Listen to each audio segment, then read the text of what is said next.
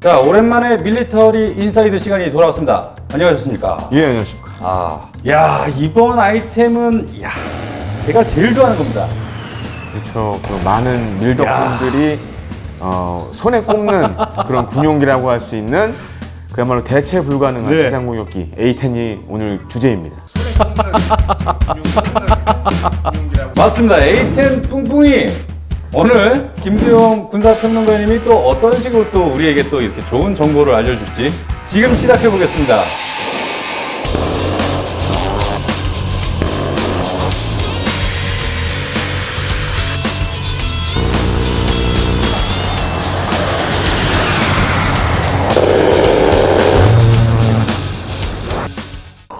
멋집니다. 진짜 강력한 멧돼지 같네 진짜. 네. 얘가 근데 되게 날렵해 보이거나 멋있게 뭐랄까 세련되고 막 진짜 전투기다운 어떤 그런 맛은 좀 떨어지는데 예. 뭔가 좀 묵직해 보이는 남성 같은 느낌이 그렇죠. 이게 넘쳐요. 제가 그래서 얘를 좋아하거든요. 저도 뭐 과거에 A10으로 이제 맞아. 밀덕을 시작했으니까. 예. 그리고 에어리어 88. 그러니까요. 그 항공기 매니아들이 좋아하시는 네. 그 만화 애니메이션에도 네. 또 나오죠 A10이. 에어리어 88에 A10이 나옵니까? A10 나와요. 거기에. 아, 카자마시는 이제 F-20 전투기를 몰았고 네. 이게 털복숭이 그 약간 네네네. 약간 피부 검은 그분이 이제 막판에 A10 몰고 한번 나옵니다. 그래요. 자료로 한번 지금 올려보겠습니다. 있는 대로 다 싣고 왔더니 무겁잖아.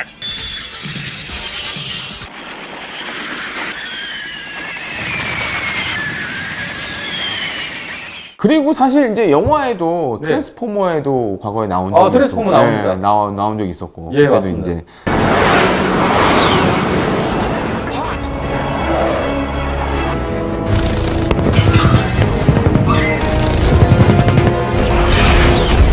AC130도 나오고 예. Bring the rain. Be advised, ground teams requesting 105 Sable. 이 국방 같은 경우에는 이제 그런 헐리우드 영화에 이런 걸 보여줌으로써 이제 모병 효과도 좀 거두고 홍보 홍보도 효과를 아주 하고, 탄탄하게 해요. 그렇게 하고 있죠. 자, 이 제목부터가 대체 불가능한 지상 공격기 A10 예. 이렇게 해주셨어요. 따져보시면 전 세계에서 지금 뭐 이런 지상 공격기로 만들어져서 운용되고 있는 그런 항공기가 아예 전용으로 만들어진 항공기가 딱 두 대가 있는데 바로 이제 미국의 A10이 있고 러시아의 Su-25가 있습니다. 근데 그 중에서도 이제 A10은 또 재밌는 게 뭐냐면 네네네. 우리나라의 그 주한 미 공군에 배치되어 있는 항공기고요. 전 세계에서 사실상 지금은 미 본토 외에 네. 유일하게 우리나라에만 해외에 배치된 그런 항공기라고 할 수 있겠습니다. 아니 우리나라에만 지금 남아 있다고요? 예, 그렇습니다. 사실 이 A10이 네. 뭐 많은 부대가 있지만 네. 과거에는 사실 유럽에도 부대들이 있었지만 지금은 사실 다 미 본토로 다 들어갔고 전 세계에서 해외에 주둔하고 있는 A10은 네. 한국이 유일합니다. 그래요? 예. 야, 그러면 가끔 댓글을 보면은 오산이나 이쪽에 거주하시는 분들이 계세요. 그렇죠. 오산에 있는 A10이 네네. 정말 그 미 본토 제외하고 해외에 나와 있는 유일한 A10 공격기입니다. 그럼 그 오산에 거주하시다가 비행하는 A10을 보신 분들은 유일하게 세계에서 남아있는 A10을 보시는 거네요? 그렇죠. 그러니까 사실 오산 근처 가면은 재밌는 항공기들 많이 볼 수가 있는데 네네. 그 중에 하나가 이제 A10이고 또 하나가 이제 U2. U2. 예, 정찰기도 저도 이렇게 운전하다가 한번 오산 근처 가는데 네네. 그 오산 공군기지에 내려가는 모습 한번 본 적이 있어요. 어떻게 보면 우리나라가 네네. 이 매니아 분들에게는 예. 굉장히 축복받은 나라라고. 아니 전투기도 사실 뭐 예. 주한미공군이 있으니까 예. 뭐 주한미공군이 뭐 F-16부터 A-10 네. 뭐 그다음에 U2 뭐 이런 정찰기도 볼 수 있고 그리고 사실 이제 네. 우리 공군 같은 경우에는 또 그 팬텀 전투기 아직도 있잖아요.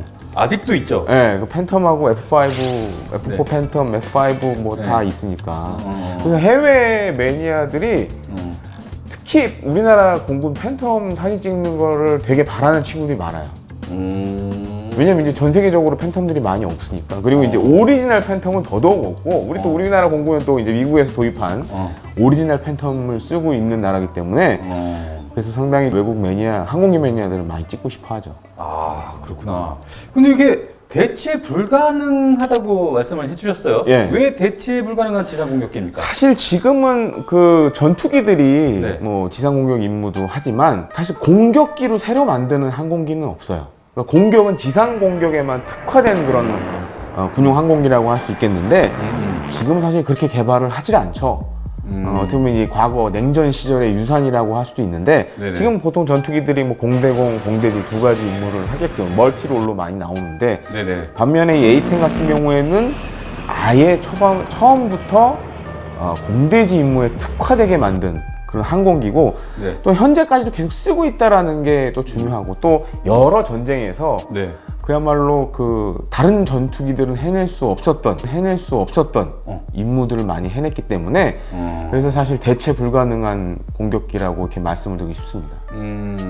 이 A10이 베트남 전쟁의 경험으로 탄생하지 않았습니까? 예, 그렇습니다. 베트남 전쟁 때 그 뭐 영화 플래툰이라던가 예. 아니면은 뭐 지옥의 묵시로 있는 거 보시면 잘 아시겠지만 사실 베트남은 이제 정글이 워낙 많았기 때문에 물론 이제 야포에 의한 지원도 있었지만 지상군에 대한 근접 항공 지원이 굉장히 주류를 차지했어요. 그래서 이제 그때 뭐 여러 전투기를 운용을 해봤는데 근데 일반적으로 이런 전투기들은 기본적으로 속도가 빠르죠. 그렇죠. 그리고 이제 저공보다는 주로 이제 고공 비행을 위주로 이제 설계가 됐기 때문에 이 근접 항공 지원 임무에 그렇게 딱 맞지가 않았어요. 그래서 이제 과거 이제 미 해군이 쓰던 프로펠러 네네. 공격기 A1 스카이레이더를 갖다가 이제 쓰기도 했는데 미공군이 도입을 해서 쓰기도 했는데 근데 이 항공기 같은 경우에는 그 공격 지점에서 오래 비행이 가능하고 네. 또한 또 무장 또한 많이 이제 탑재를 하게 되니까 그래서 이제 베트남에서 잘 써먹었는데 이제 오래된 항공기다 보니까 퇴역도 해야 되고 그리고 이제 베트남전 끝나고 사실 아프간전 우리가 전에 했지만 아프간전 지금 네네. 끝났잖아요. 네네. 아프간도 이제 미군이 다 철수했고 철수했죠. 그러면서 사실 지금 사실 러시아와 중국이 미국의 새로운 뭐 과거에도 적이었지만 지금 새로운 적으로 부상을 하고 있는데 네네. 그러다 보니까는 베트남전 끝나고 그런 목적도 필요하고 소련이나 바르샤바 조약기구의 전차들을 상대하기 위해서는 또 그런 공격기가 전용 공격기가 필요하다고 해서 네. 이 A10을 이제 개발을 하게 됩니다. 그러니까 초기에는 그래서 이제 AX 계획으로 이제 탄생을 했는데 A가 이제 어택 공격기라는 네. 의미를 가지고 있고 그래서 당시에 이제 A9하고 지금의 이제 A10, XA9, XA10이 경쟁을 해서 결국 이제 XA10이 이 선정이 됐는데 네. 그래서 이후 이제 A10이라는 이름을 갖게 되고 여기에 별칭으로 썬더볼트 2라는 그런 이름을 갖게 됩니다. 그 전에 썬더볼트가 있었잖아요. 그렇죠. 2차 세계대전 때 P-47 썬더볼트라고 그 이제 프로펠러 역시 레시프로 그런 엔진을 단 전투기가 있었는데 사실 우리는 사실 2차 세계대전 하면 이제 떠오르는 전투기가 보통 이제 P-51 머스탱 아니면 예. 떠오르는 전투기가 보통 이제 P-51 머스탱 아니면 예, 생각하는데 예. 사실 P-47 썬더볼트 같은 경우에는 네. 유럽 전선에서도 많이 활약을 했어요. 근데 뒤에 이제 P-51이 워낙 유명해졌기 때문에 그렇게 뭐 주목을 받지 못했는데 네네. 근데 하긴 2차 세계대전 때 좀 맹활약을 했던 P-47. 예, 썬더볼트 그 이름을 받아서 A10 썬더볼트 2라는 A10 썬더볼트 2라는 이름을 갖게 됩니다. P-47의 썬더볼트 정신을 이어받아서 A10 썬더볼트가 나온 거네요. 그렇죠. 그러니까 뭐 그렇게 이름이 이어받는 경우가 없지 않습니까? 아니요, 미국은 꽤 많아요. 꽤 많아요? 뭐 네. 대표적인 예가 있습니까? 지금 F-35도 이제 라이트닝 2라고 하잖아요. 라이트닝도 옛날에 네네네네. P-38 이제 라이트닝 쌍괄 전투기가 있었고 네네. 프로펠러 전투기가 있었고 그런 식으로 이제 미공군은 이름을 이어받아서 거기 이제 2라는 이름을 꼭 붙여서 이제 하는 경우가 꼭 많죠. 투야 투. 예. 근데 이 A10 이 뽕뽕이의 트레이드 마크 예. 바로 이 30mm 깨틀리포. 그렇습니다. 그러니까 다른 항공기에는 사실 볼 수가 없죠. 또 이 주둥이 앞에 달려 예, 있어요. 그러니까 기수 부분에 이게 딱 네. 달려 있는데 사실 이제 기관포탄 한 1,100여 발 정도를 A10에 이제 탑재를 합니다. 그리고 이 밖에 A10 같은 경우에는 11개의 무장 장착전이 있어요. 그러니까 우리가 흔히 이제 파일론이라고 많이 네, 얘기를 하는데 거기에 뭐 이 기관포 말고도 최대 7톤 이상의 이제 무장을 탑재를 하고 보시면 여기 지금 모형 보시면은- 나와 있지만은 어마무시한 양의 무장을 탑재를 예, 한다는 예, 거죠. 예, 예. 이 밑에 날개 예. 밑에 보면은 미사일이 어마어마합니다. 예, 폭탄 미사일 할 거 없이 이렇게 장착하고 이야. 그 다음에 이제 그 혹시 모를 이제 공대공 전투에 대비해서 네네. AIM-9 사인드와인더 열추적 미사일도 이제 탑재하고. 야. 그래서 근데 이제 이 30mm GAU-8 이 어벤져 게틀링건 같은 경우는 네네. 전차를 잡기 위해서 아주 특별한 소재를 넣은 탄약을 사용합니다. 그게 뭡니까? 그게 바로 이제 그 열화 우라늄 관통자를 사용하는 PGU-14 철갑 소위탄을 사용하게 되는데요. 사실 이제 뭐 구독자분들 잘 아시겠지만 네. 전차에서 장갑이 이제 가장 약한 부분이 바로 이제 전차 그 포탑의 상부입니다. 여기를 이 열화 우라늄탄을 장착한 포탄으로 이제 드르륵 사격을 하는데요. 그래서 뭐 일설에 의하면은 뭐 한 방에 격파할 만큼 강력하다고 하는데 제가 볼 때 한 방은 아닌 것 같고, 네, 뭐 수방을 맞으면 이제 아마 이 전차가 파괴되는 걸로 생각이 되는데 참고로 이제 열화 우라늄이라고 부르기도 하고, 네네. 이제 감손 우라늄이라고 이제 그렇죠. 하는데 이 핵 찌꺼기 아닙니까? 그렇죠. 이제 밀도가 철의 한 2.4배에 달합니다. 똑같은 크기인데도 그 밀도가 달라서 무게도 더 많이 나가고. 그렇죠. 그래서 자연에 존재하는 물질 중에서 가장 무겁다고 이제 얘기를 하거든요. 강력한 거죠. 자, 그런데 이 게틀링 30mm 네. GAU-A 네. 이게 지금 우리 해군도 쓰고 있지 않습니까? 예, 그렇습니다. 그러니까 해군의 그 뭐 KDX-1, 네. 그다음에 KDX-2 이 구축함의 근접 방어 무기 체계인 골키퍼에 동일한 지금 캐틀링건을 사용을 하고 있습니다. 그래서 우리나라 같은 경우에는 좀 임무는 사실 다르죠. 네네네. A10은 주로 이제 전차나 장갑차를 잡는 용도로 많이 사용하고, 네네네. 대신에 이제 골키퍼에 달린 이 캐틀링건 같은 경우에는 뭐 항공기 격추라던가, 그 다음에 이제 적의 대한 미사일 유혹하는 그런 역할을 맡고 있는데, 사실 이제 우리 해군이 이제 향후 나오게 될 네네. KDDX나 네. 여기에 이제 새로 장착하게 될 근접 방어 무기 체계 2 사업이 있어요. 네네. 그게 이제 우리 국산 근접 방어 무기 체계를 만드는데 여기에도 역시 이 GAU-8 예, 그 캐틀링 건을 사용하기로 결정을 했고 결정이 된 겁니까? 예, 됐고 LIG X1이 이제 그 네. 향후에 요걸 이제 차기 근접 방어 무기 체계를 만들거든요. 그리고 이제 기관포 지금 이 캐틀링건 같은 경우에는 네네. 현대 위아에서 아마 면허 생산을 하게 될 걸로 이렇게 알려져 있습니다. 보면은 이 30mm 캐틀링건을 쏠 때 보면 A10이 조금씩 밀려요. 비행 중에서 조금씩 밀려날 정도로 그 정도로 이게 좀 반동도 있고, 솔직히 지금 이 30mm 이 캐틀링건을 사용하는 항공기도 사실 많지는 않아요. 많지 않다면 사용하는 항공기 또 뭐가 있습니까? 이 과거에는 사실 이제 그 걸프전 때 잠깐 쓰긴 했는데 네. GAU-8 요 캐틀링건을 건포드화 해가지고 포드화 해가지고 네. 사실 F-16 전투기에 달아가지고 근접 항공 지원에 사용한 적도 있었어요. 아, 그래요? 네, 근데 이제 그거는 해보니까 A10만큼 효과가 안 나온다. 사실 이제 유야무야 됐고 쓰긴 했었습니다. 실제로 F-16AB형에 잠깐 쓰긴 했는데 네네. 지금은 뭐 거의 사용을 하지 않고 있고 그 정도로 뭐 사실 이 지상 근접 항공 지원에 굉장히 좀 특화된 그런 기관포라고 할 수 있겠습니다. 아, 그렇군요. 근데 이 A10이 네. 워호그 그러니까 워낙에 또 이 방어력이 좋은 거잖아요.